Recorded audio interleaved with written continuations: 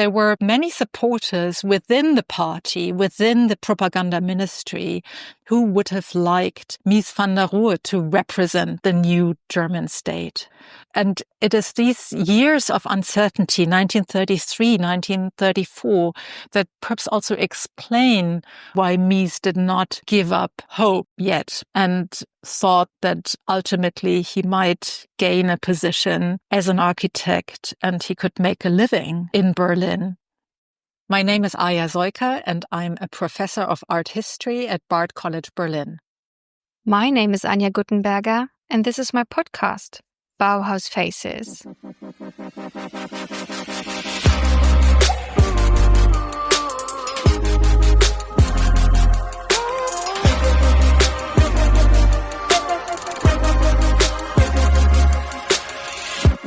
Welcome back to a new episode of Bauhaus Faces. My name is Anja and I'm your host.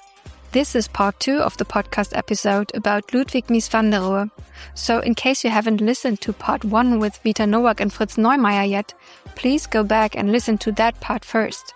But be aware there are also 2 bonus episodes out with Vita Nowak and Fritz Neumeier in German, so have a look at the titles first. This episode now, part 2, puts a magnifying glass over a specific period of time in Mies's life.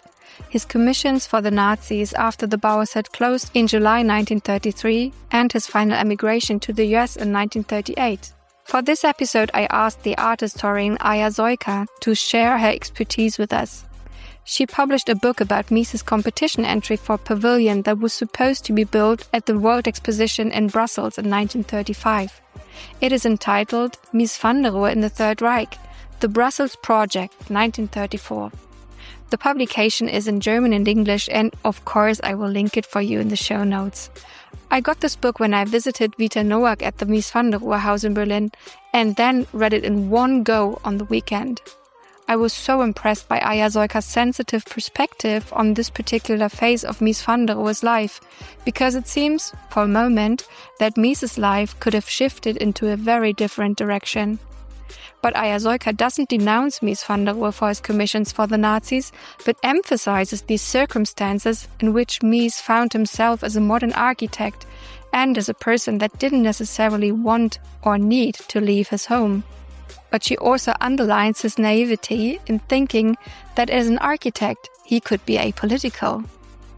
Although Mies never won the competition and the pavilion was never even built due to a financial lack of Nazi Germany to come up with enough foreign currency, this project and some others that Mies van der Rohe accepted to plan for the Nazis, those projects were, of course, hotly disputed by architecture historians over the past years. And what did Mies himself say about this after the end of the Second World War? Well, that's what you will all find out now in the second part of my podcast about Ludwig Mies van der Rohe. So the Bauhaus in Berlin dissolved in July 1933, but really the Bauhaus had been in crisis for many months beforehand, ever since the NSDAP took over the government of the Land Anhalt and the city of Dessau in April 1932.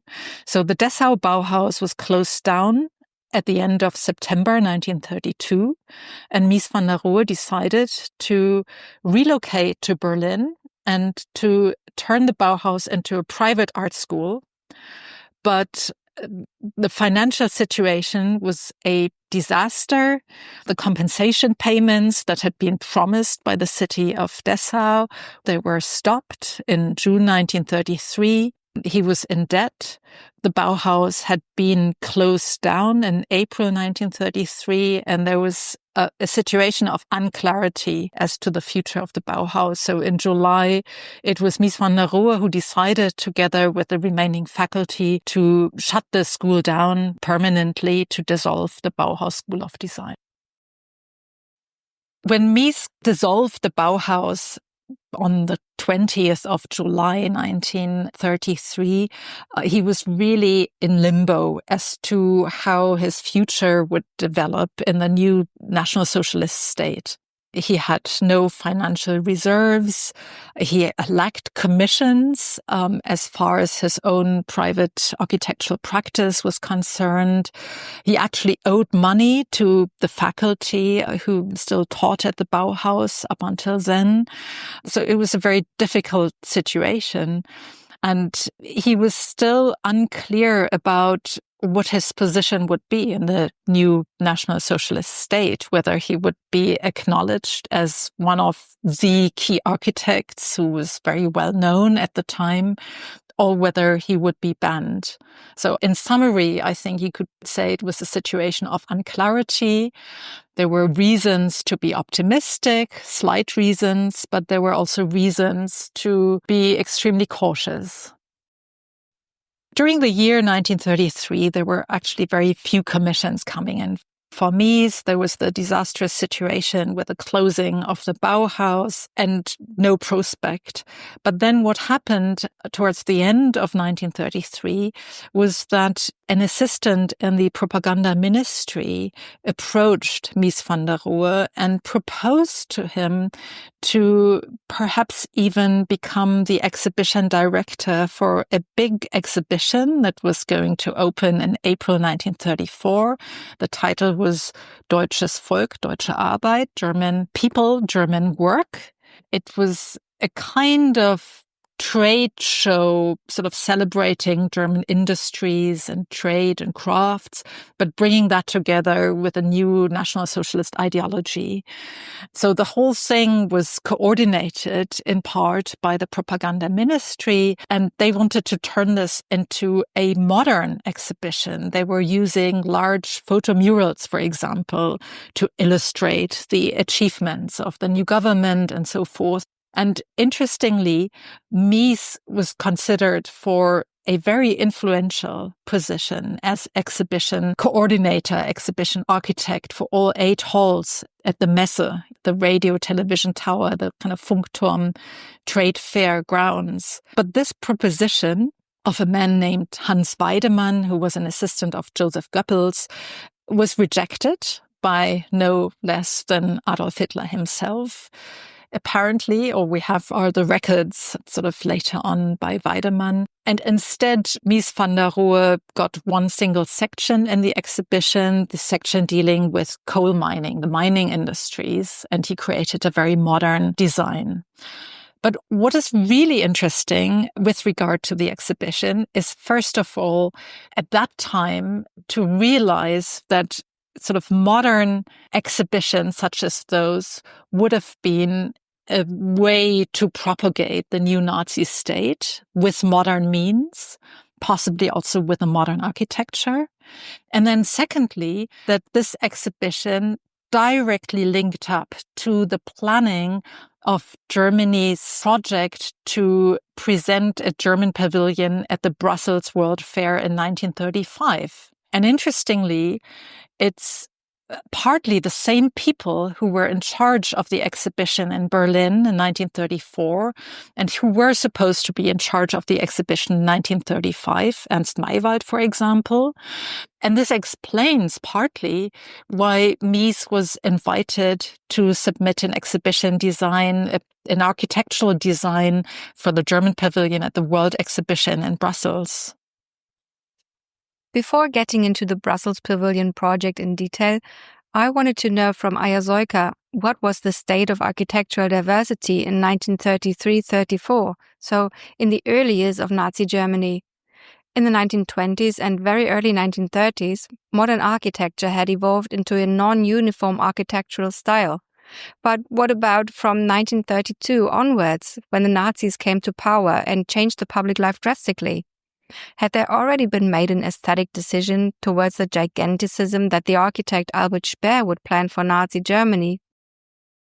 So in retrospect, we feel that we have a very clear idea of National Socialist art policy, of architectural projects built during the Nazi regime. But in fact, the years 1933, 1934 show that there was great unclarity. There were considerations going in all different directions. as to what architecture in the new Nazi state could look like, official architecture especially. One example that was held up by many modernists was the example of Mussolini's Italy, the idea of a modernist fascist architecture, such as it was represented at the Triennale in Milan in the summer of 1933. There was an exhibition that Mies actually visited with some of his students.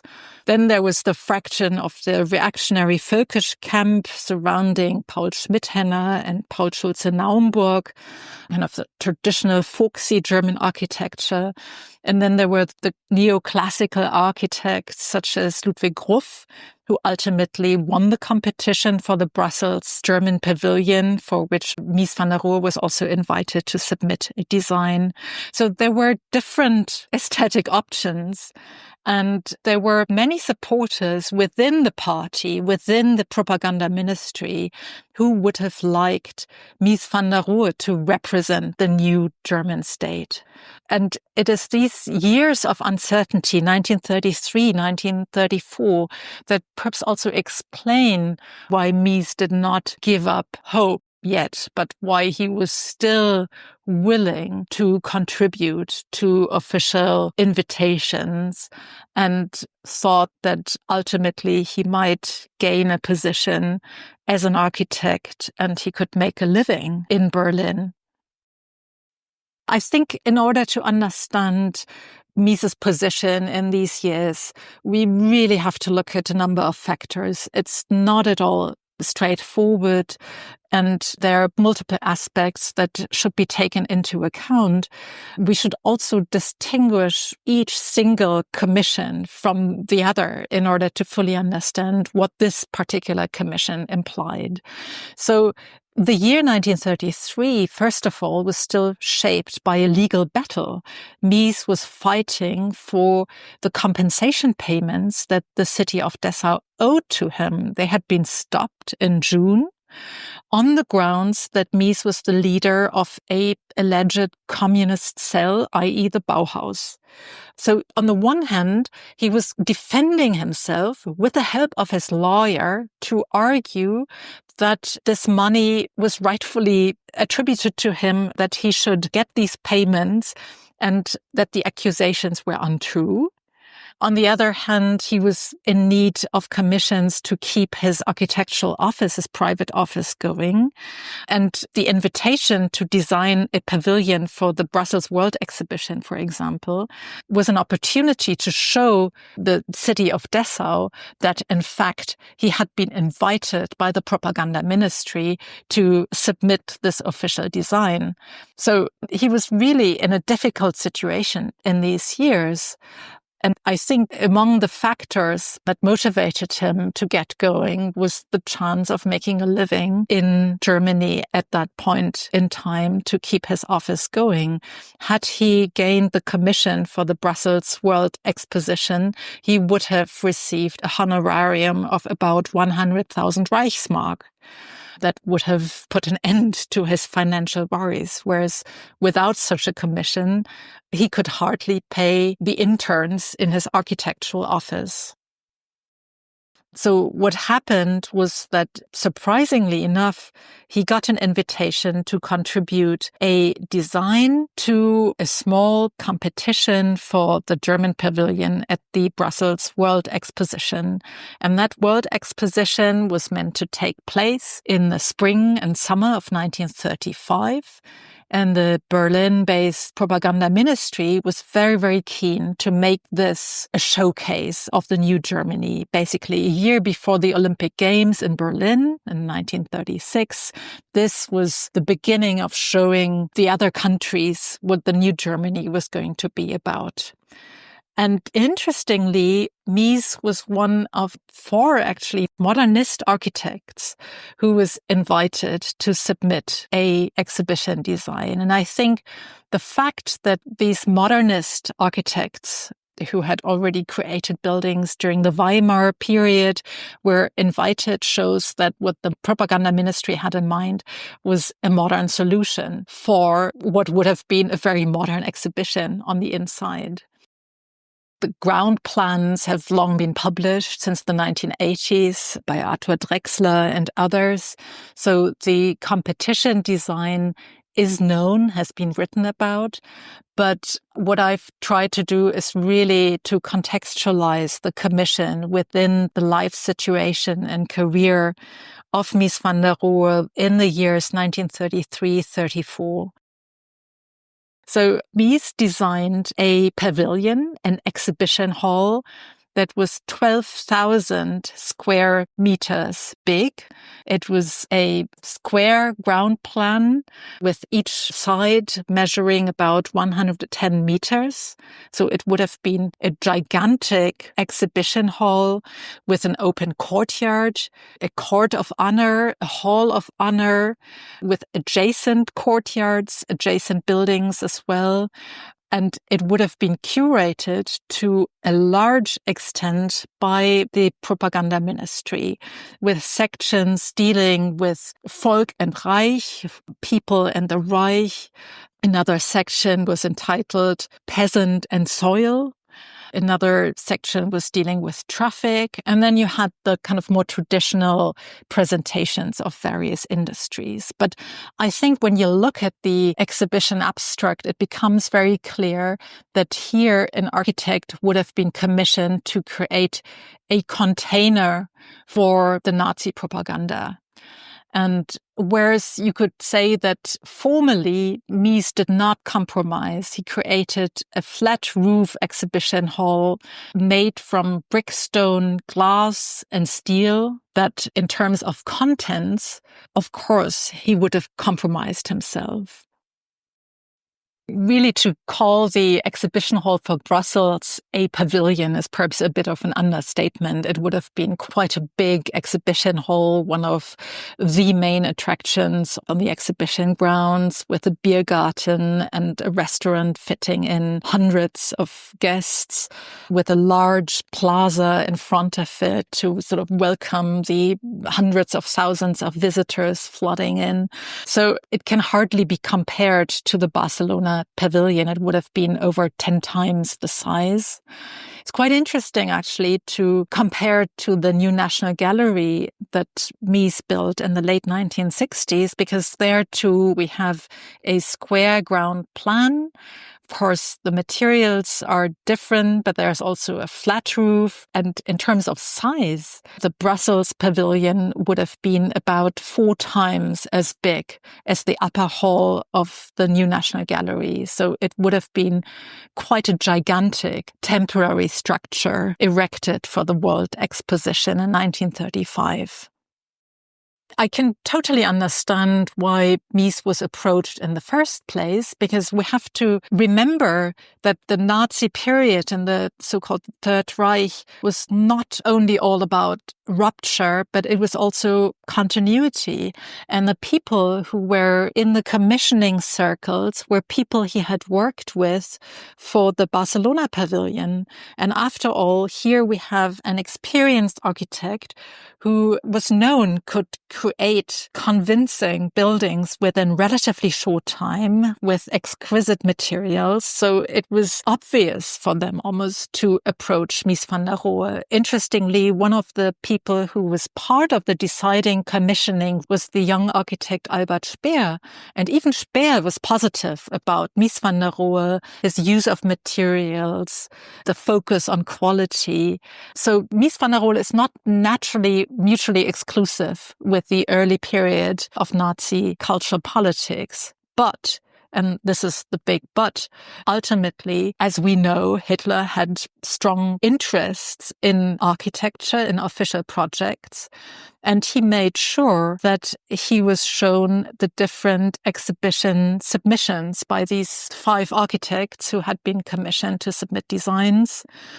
And allegedly, he rejected Mies van der Rohe's design and preferred to choose that of the neoclassical architect Ludwig Mies, who had just gained the commission for the gigantic Congress Hall in Nuremberg, the Congress Center there, and who represented the typical classicism that we associate with Nazi architecture. So ultimately, it was Hitler who decided. He decided over the Brussels competition, as he had decided over the Reichsbank competition in the summer of 1933. That was another design for which Mies submitted an entry. He received a prize, a distinction, but the jury was completely ignored. And in the end, it was a Führer decision to appoint another architect. I personally am convinced that it came down to Hitler's architectural tastes, whereas you had a number of very influential people in the ministries, not least Joseph Goebbels himself, who would have considered the adequate style for what was coined to be the new movement, the young movement, die Erhebung, die Bewegung, and so forth, to be mirrored through an adequate modernist architecture. And many proposed Mussolini's Italy as an example. So what happened in art and architecture, I think a lot comes down to decisions of Adolf Hitler after his solid, firm consolidation of power, not least in the summer of 1934, when he merged the position of Reich Chancellor and Reich President and really solidified his position further. Mies worked on the Brussels pavilion for a period of roughly 3 weeks. It was a really very tight time frame. There was a lot of pressure from the propaganda ministry. They wanted to push that through. They really wanted this presence at the Brussels World Fair. But interestingly, from the beginning onwards, the Ministry of Economics warned them and stressed that there was no money, there was no budget. They needed foreign currency for being represented in Brussels. They did not have foreign currency. But the planning went on. Ruff was appointed. Ruff died shortly afterwards in August 1934. His son was then taking over the plans. Hitler wanted to have a say. He made the Ruff plans even more costly, more expensive. A lot of extras that Hitler wanted to see in the German pavilion. And then in the end, interestingly, it was those who administered the money, the Minister of Economics, who said no and resigned the whole commission. It was a big disaster. It was a very embarrassing affair because the construction site had been installed, building had begun. I think it was approximately 250,000 Reichsmark that had already been pumped into the building project. And Germany withdrew and left as a very prominent position next to the Grand Palais in Brussels, next to the Belgian exhibition buildings, just 5 or 6 months before the opening of the World Exposition. If I remember correctly, and the documents on that are in Berlin in the Bundesarchiv, some of the work was still continued. Some of the engineers on site and the Bauleiter, they continued work, and it was turned into something called the International Pavilion. So the bits and pieces that were already built were recycled, so to say. And the Belgian exhibition coordinators had to come up with a quick fix to make use to that site. So the Brussels project failed for Mies personally in July 1934. He already heard back. He handed in his designs in early July. He handed them in to the propaganda ministry, actually, to Walter Funk. He must have heard back about 2 or 3 weeks later. From that time onwards, really, he only received a couple of private commissions, private houses that remained unbuilt. Then a bigger commission for the Versailles factory expansion, but that too remained unbuilt. He was commissioned to help creating the interior design of the big textile exhibition at the Messehallen again, at the Funkturm in Berlin. But once the patronage was taken over by Hermann Göring, everything had to be handed over to another architect, to Ernst Sagebiel. So that commission was taken away from Mies van der Rohe last minute. So really, I mean, if you look at the period 1934 until his departure for the US in 1937, it was a period of waiting and of very low income. We have one income declaration by Mies van der Rohe for the year 1936, and he lists a mere 3,600 Reichsmark, which is not much for an architect who was used to a very extravagant lifestyle. If you consider that a German worker would, on average, earn about 2,000 Reichsmark, it was less than double that amount. So I think we have to assume that he was really on hold in these years. There's record of a conversation with an acquaintance in a bus, actually, in Berlin, going across Potsdamer Platz. And he's already playing with the idea of emigrating, but he's still hesitant from that conversation. You can really get a sense of how difficult that decision must have seemed for Mies van der Rohe to leave Germany, to leave everything behind and emigrate and teach in a new environment. But ultimately, this is what he did. I wondered how Aya Soika places Mies van der Rohe's involvement in the call to cultural workers and his membership of the Reichskammer of Art. Wouldn't one assume that Mies was positioning himself politically with his participation, as so often found in literature? When it comes to assessing Mies van der Rohe's role during the Nazi period, there are often two incidents that are being referred to and that are considered to be a kind of faux pas. The first incident is his membership in the Reich Chamber of Fine Arts. And the second incident is his signature under the call to cultural workers. Now, as far as the membership in the Reich Chamber is concerned, I was able to show that Mies never actively joined the Reich Chamber of Fine Arts, as you will find so often written in the literature, but he was integrated once the Reich Chamber had noticed in September 1935. So this is a very late date, once they had noticed that he was not on the list. And retrospectively, Mies had to pay membership fee for the time from December 1933, which is approximately the time when many of his colleagues joined, including Walter Gropius, for example, up until September 1935. He had to make up for the missed payments due to his missed membership. Now, this is really interesting because the membership has often been considered to be yet another sign of an affinity with the Third Reich. But in fact, being a member of the Reich Chamber was no such thing. It was a necessity in order to remain a professional architect, a professional designer, a professional artist. You had to be a member. That is one of the first errors, perhaps, about Mies van der Rohe during the Nazi period. The second incident that is sometimes mentioned is his signature under the call to cultural workers. This was a declaration of loyalty towards Adolf Hitler after the death of Hindenburg, when the office of the Reich Chancellor and the office of the Reich President was merged. And the propaganda ministry and the Reich Chamber of Culture wanted to mobilize a lot of sort of influential intellectuals and people working in the arts to make their confirmation official.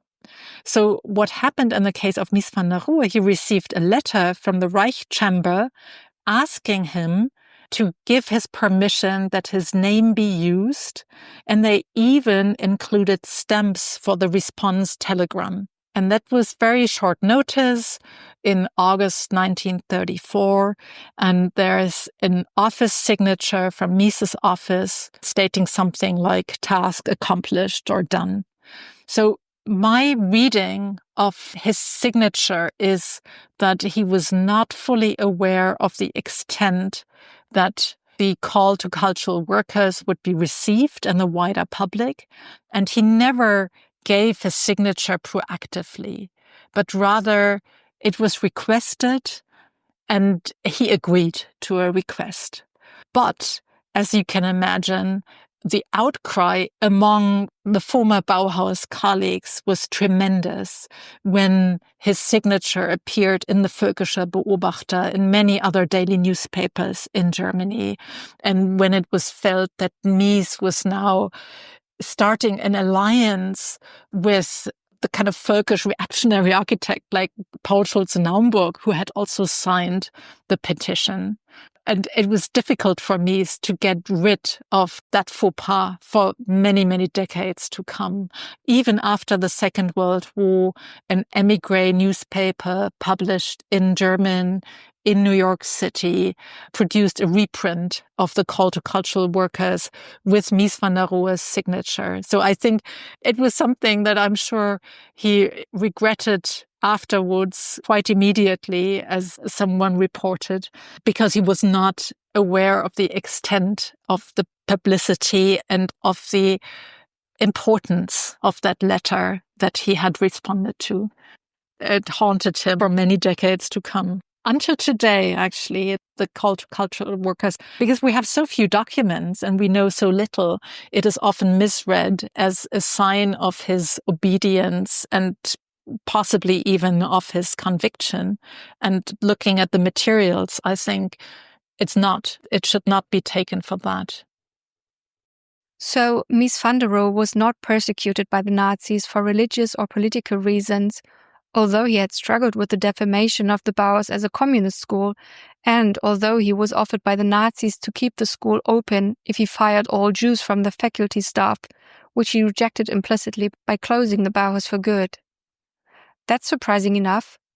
Anyway, Mies didn't belong to the many architects and artists of his circle of friends and colleagues that were forbidden to work, harassed, or even murdered by the Nazis. But of course, he must have seen and heard what was happening around him.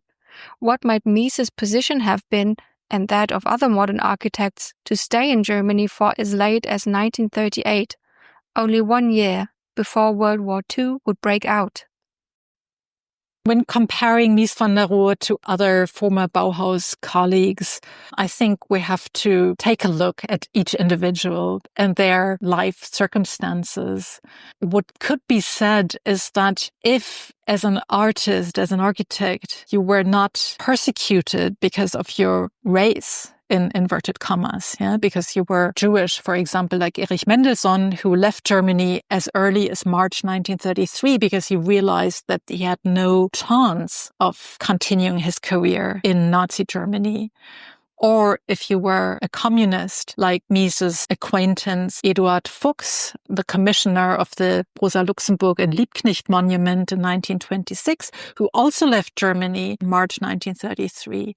If you did not belong to these persecuted groups, many were trying to accommodate themselves to a bigger or lesser degree with the new state. And as far as architects are concerned, architecture is difficult to keep apart from the commissioner. And when we're talking about official commissions, there's no way you can remain neutral the way Mies van der Rohe thought he could remain neutral. I think this is one of the big misconceptions in his case, that he truly believed to be able to remain apolitical whilst not realizing that taking on a commission such as the one for the Brussels pavilion meant compromising yourself for the state, meant creating an effective space for the Nazi propaganda. And I've thought a lot about why that is, that it did not occur to him to the extent it might occur to us retrospectively, that he was compromising himself by accepting these commissions or by showing willingness to execute them. I mean, of course, it has to do with financial considerations. It was an existential question of keeping his office going. But it also had to do with the modernist faith in being able to separate the artwork from anything else that is going on. And that separation turned out not to be possible. And I'm sure he realized that in retrospect. He must have realized that when the full extent of the Nazi terror, violence, persecution became clear to him as well. After the outbreak of the Second World War, especially after the end of the Second World War. But at the time, when he was still in Germany, I think it was difficult to realize that from his internal perspective. There was just so much going on. There was so much unclarity, and you would not know how things were going to turn out. I think in retrospect, it's easy to also pass moral judgment on how artists behaved during times of dictatorship. But I think in the case of Mies van der Rohe, I would be very, very cautious because we have very few documents. He wasn't a big writer. There are not that many letters or statements. He was very careful to make any political comments. So from the few documents we have, they're like pieces of a jigsaw. I think he was keeping up his hopes and he did not realize the extent to which an architect would compromise himself by collaborating with a totalitarian regime like the Nazi dictatorship. I think the question of how the aesthetics of a certain style correspond to the political contents is really a very interesting one and a hotly debated one. For instance, take the new National Gallery in Berlin, built not far from the Berlin Wall, became a symbol of the free liberal West, if you like, and was filled up with ideas of values that aligned to liberal democracy. And when we compare the new National Gallery to Mies van der Rohe's design of the Brussels pavilion, we may question these associations and we may question the trying to show that things were complicated and perhaps that there was a desire in post-war Germany, especially in West Germany, to allocate good modernism, the persecuted modernists, with these values. But if you look closely at the years 1933 till 1935 or 1936, perhaps even in the case of artists until the Degenerate Art Exhibition 1937, it's not so clear. And you've got a lot of examples where you might get confused retrospectively because your idea of a liberal democratic modernism gets questioned by these examples. And of course, in the case of Mies van der Rohe, I think it was fortunate in retrospect that financially he was just no longer able to live and exist in Germany, to continue his architectural practice, to continue his profession. So that despite of his lack of English, for example, and a very close bond with Germany and with his circles there, that he, I think, heavy-heartedly initially decided to leave for the US, first in the second half of 1937, and then only to come back for a few more months, emigrating for good in 1938, applying for American citizenship in 1939, and then receiving that citizenship about 5 years later, and starting a second career in the United States as an émigré artist, as somebody who was rejected by the Nazi regime. And I think in retrospect, that was fortunate for Mies van der Rohe, of course. How did Mies van der Rohe make the leap to the USA? In part 1 of my Mies podcast, Fritz Neumeier already explained that through his connection to the director of the Museum of Modern Art in New York, Philip Johnson, Mies got in contact with US American universities.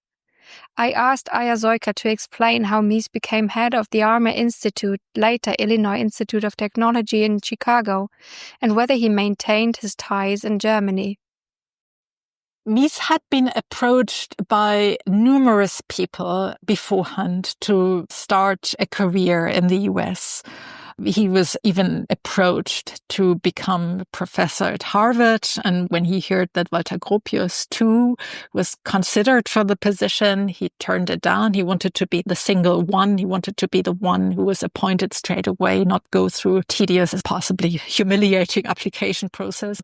So I think when the Armour Institute in the end reached out to him, the time was ripe because he realized, for the Armour Institute, it was a good moment in time. They needed somebody and Mies van der Rohe needed to get out. So I think this came at a crucial moment in time when the Armor Institute was going through some restructuring, when they really were in need of a signature architect like Mies van der Rohe.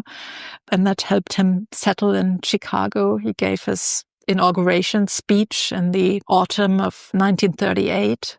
And he started straight away. And within a few years, he started to really work on first iconic buildings and had commissions that he could only have dreamt of in Germany.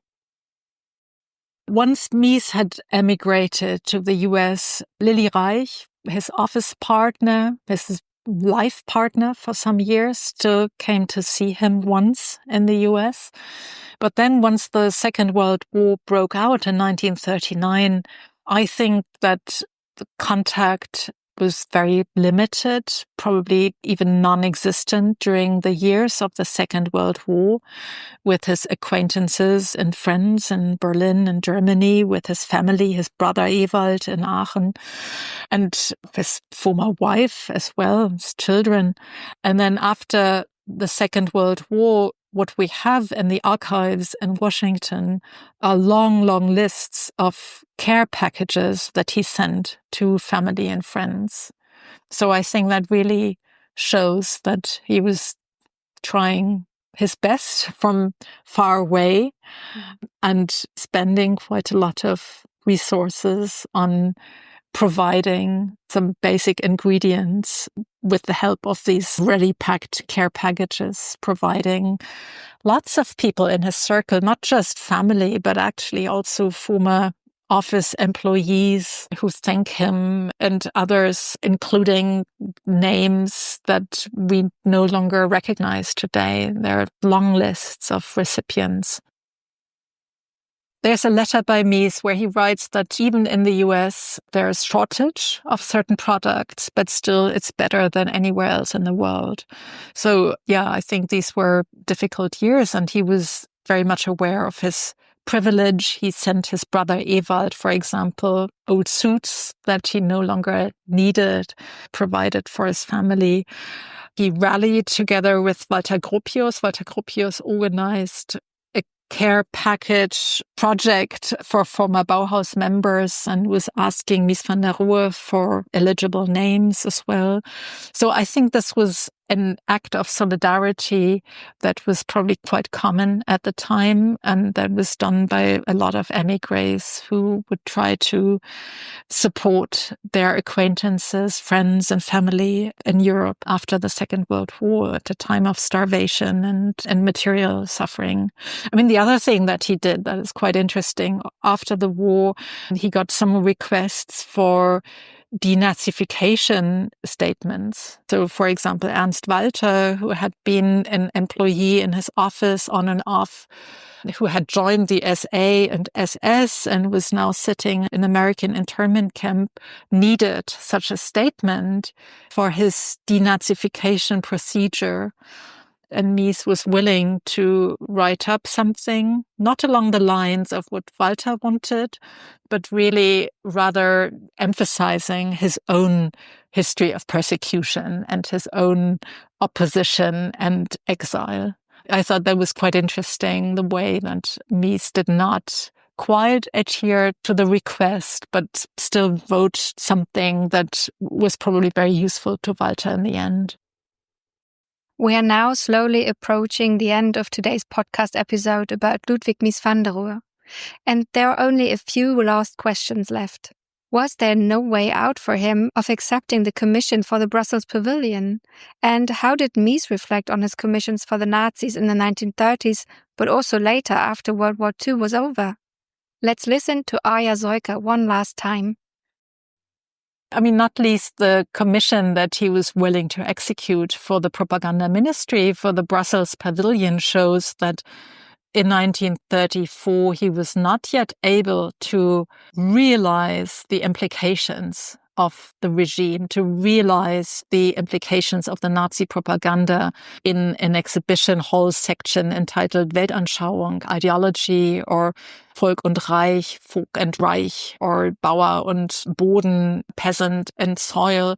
I mean, when we read these ingredients of the exhibition, our alarm bells ring, and we know how the racial ideology, for example, and the idea of conquest of living space was an integral part of these concepts. But I think back then it was probably not that clear to Mies van der Rohe. Why else would he have been willing to take on such a commission? There is a recording of Mies van der Rohe's grandson that Mies told him about the drawings for the Brussels pavilion and some swastika flags in front of the building, or there was also a wall with a chiseled-in swastika in the Hall of Honor on the inside. And he told his grandson nobody would understand. He didn't want to show them. And I can see why. I think there's some truth in that, because a single drawing with a swastika cannot give us an adequate idea of all the considerations that went into the execution of the commission for the World Exposition and what these signs meant for him at the time. I think here we're really stuck to some extent. I mean, we can come up with our own interpretations, but it would be more thorough, I guess, to also hear Mies van der Rohe out and get a better idea of what he felt the situation was like at the time. In a way, I would also think the swastika are not really the problem. I mean, these flags are part of any national world exhibition pavilion. They have always been part of that, and it was part of the prompt to include them. So to have these insignia is not a surprise at all. What I find more surprising is that he read an abstract of several pages in which the ideology of the exhibition space was being outlined. And he still accepted to carry out that commission, realizing what the exhibition hall was promoting, which was the ideology of the Third Reich, basically, and everything that comes along with it. I think that the contents weigh more than the science here. I'm fully convinced that he could have said no to the commission. He was on holiday when the letter reached him. Everything was so last minute. I mean, basically, the architects had only 3 weeks to complete their designs. And Mies was notified about the letter that had reached his office when he was in Bolzano, I think, in southern Tyrol. And he was ready to travel to the construction site for a meeting with the other architects on 14th of June. So I think there is very little doubt that he was determined to get the commission. We also have a little sketch where he took down the designs of the other architectural competitors, compare and contrast them with each other, which is very interesting.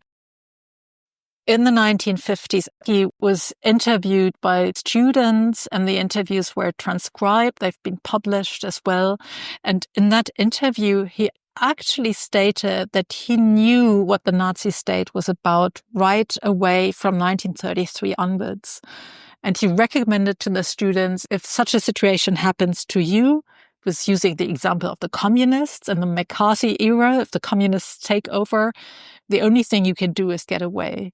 And I thought that was interesting that in retrospect, he presented the political situation in a way as if it had been crystal clear to him in 1933, whereas in reality, nothing was crystal clear. I think in hindsight, of course, you can create a narrative starting with the closure of the Bauhaus in Dessau in 1932, the police raid in Berlin in 1933, and the dissolution of the Bauhaus and so forth. But it was interesting that Mies retrospectively presented the period as one that was clear-cut from the beginning. I would love to be able to talk to Mies van der Rohe and ask about these things. I don't know whether we'd get an answer at all. Wow, what an extensive episode about a short phase of just 5 years. But I hope you agree that these 5 years were decisive for Ludwig Mies van der Rohe's career. I decided to highlight the commissions for the Nazis, especially the project of the Brussels pavilion, by inviting Soika to talk about her research results that she also published in her book. Rather than keeping quiet about this chapter in Mies's life, I wanted to make sure to get a concise overview of the projects, the social and political circumstances, and Mies's situation as a modern architect in early Nazi Germany. From Soika's extensive knowledge, other art historians may draw conclusions to other architects and artists in a similar situation like Mies van der Rohe. Of course, leaving your home, where you know how everything works, where you know the language and the people around you, that's hard to leave behind for an unknown future far, far away. I learned from today's episode that Ludwig Mies van der Rohe tried so much to stay in Germany and to help shaping the architecture here.